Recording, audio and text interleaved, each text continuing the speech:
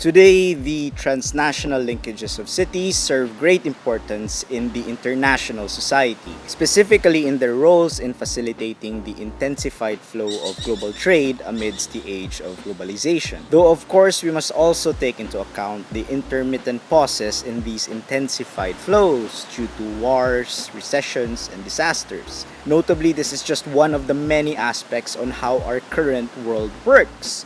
But this particular field, this field about the network of global cities and their international impact, is hard to ignore and dismiss. Therefore, we will discuss how the global economy functions amidst global cities. And this is best understood by looking at the indicators of the world's financial markets, which are present in the financial centers of the world's major global cities. Specifically, these indicators are 1. The numerous stock exchanges, 2. The systems of international banking and finance, 3. The activities, capitalizations, and flows of multinational corporations and foreign direct investments, and 4. The presence of specialized corporate service firms. Taking note of these indicators will also produce the aim of today's reading: a global ranking or a global economic hierarchy of cities amidst the age of globalization. The location of the major stock exchanges is the first indicator to be assessed in analyzing how certain cities are entrenched in the world's financial markets.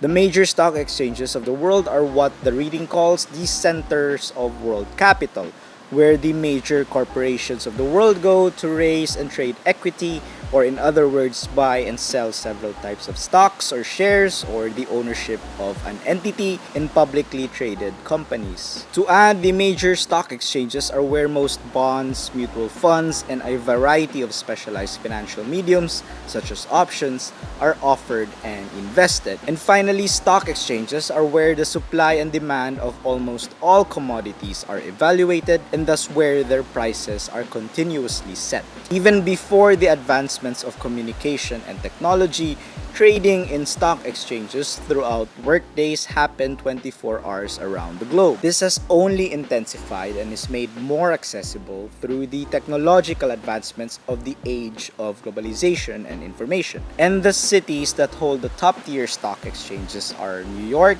with the NYSE and the Nasdaq as the top 2 stock exchanges in the world, and along with Tokyo and London. And these are all global cities. Other top-tier stock exchanges include those in Hong Kong, Shanghai, Chicago, Madrid, Stockholm, Seoul, and Sydney. And again, all are global cities. Due to the growth of multinational corporations or MNCs amidst globalization, the systems of international banking and international finance have been given more importance. International banks cater to their multinational corporate customers in terms of transferring funds, arranging loans, converting currencies, the managing of bonds and investments, and representing their financial interests. And each transaction or activity entails a fee or a transaction fee, much like when you transfer funds from one bank to another or convert a currency to another currency. You could just imagine the quantity of daily transactions at a global scale. As in the reading, 20 years ago, one account in the Bank of New York or the BNY had more than 1,000 transactions per month. However, with the BNY laundering scandal in the reading, international banking also takes the speed of corrupt and illegal and greedy transactions to unprecedented intensity and brings criminal networks to the shores of almost every state. Furthermore, the systems and processes of international financial service firms also gained advantage amidst global connectivity. These international financial service firms, like Goldman Sachs in the reading, expertly interpret the closing prices of the stock exchanges, analyze the impacts on future investments, and assess the risks of multinational ventures. With international banking and international finance, there is a concentration of capital in the major financial centers of global cities. This concentration of capital is more or less a summing up of the total assets of the international banks plus the market capitalization or the value of international financial service firms like insurance companies, brokerage firms, holding companies, and other corporate investment firms. And the cities which lead this concentration of capital are Tokyo, Paris, London, Frankfurt, Beijing, New York, and Osaka. Again, global cities. Multinational corporations or transnational corporations include corporations that transact and engage in business activities like the production and the sales of certain products in states other than the one which it is headquartered in. MNCs control vast resources and employ a lot of people, making them a massive asset to the place they're located in. Job generation, income generation, tax revenue, public-private partnerships, among other financial incentives, tempt certain cities and states to make their places more accommodating and accessible to MNCs, as discussed by our earlier lessons. Cities and states that house the headquarters of MNCs are highly advantaged in the age of globalization due to the intense amounts of capital flow into their territories, especially into their CBDs. Enormous influence also emanate out of the headquarters of MNCs, as their decisions carry great weight in the flow of capital across the world. As in the reading, the largest MNCs are in fact richer and probably exert more influence in the world than many moderately well-off nations. And so far, 90% of the headquarters of MNCs are concentrated in economically advanced states,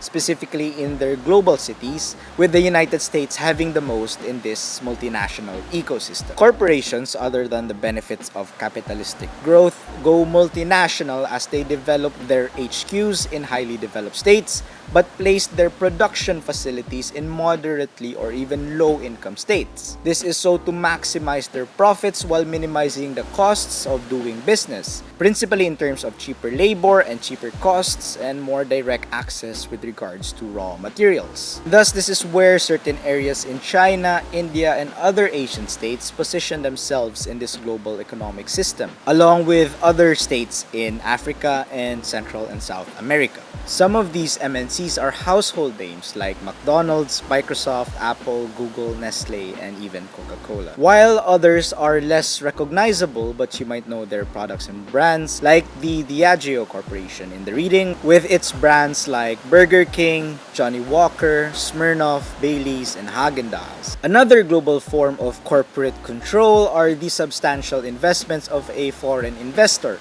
called foreign direct investments or FDIs. Citing the International Monetary Fund or the IMF, FDIs require the purchase of at least 10% of the equity of the firm receiving the funds. 10% because with a minimum of 10% equity, foreign investors will have a voice in the management of a corporation and thus have a substantial control in the eventual direction of the flow of capital, as with Renault in the reading. There are two major flows of FDIs as observed in the reading: an external flow by which firms in economically advanced states invest in firms in less economically advantaged nations, which will likely exceed the 10% criterion, which results to the majority control of the foreign investors; and an internal flow among firms within economically advanced states, which will less likely result in the majority control for the investing firm. So essentially, FDIs flow outwards from MNCs within global cities to corporations outside the state. And the more FDIs mean more control means more consumers, and more consumers mean more capital. Rinse and repeat. The growth of MNCs and international banks and transactions also caused the growth of specialized corporate service firms. These are firms which provide assistance and services to MNCs and are made up of experts of international banking and finance, advertising, accounting, and law. More than 40% of the workers in the CBD are employed by these entities. And basically, this is such a profitable corporate endeavor since these types of firms service the richest private clients in the world, the MNCs. More profit means more presence, and more presence means more clients, and again, just like the FDI corporate formula, rinse and repeat.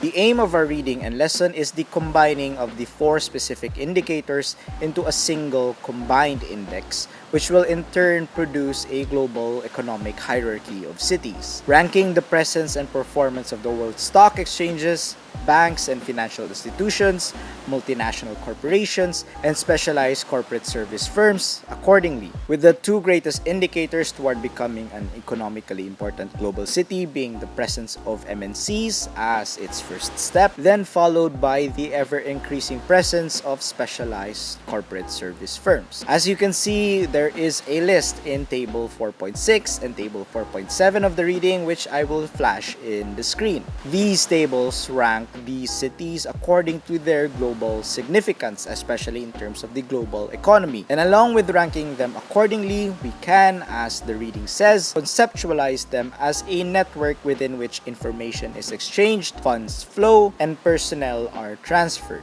Moreover, the relationships among many of these global cities are so well established that one city could drop out of the loop without necessarily disrupting the entire system, because firms and activities located in other cities can be utilized as equivalents. In short, when one city in the ranking falls or disappears from the system of global cities, other global cities will step up and take its place, making sure the global economic network of global cities is still up and intensely running, and business runs as usual.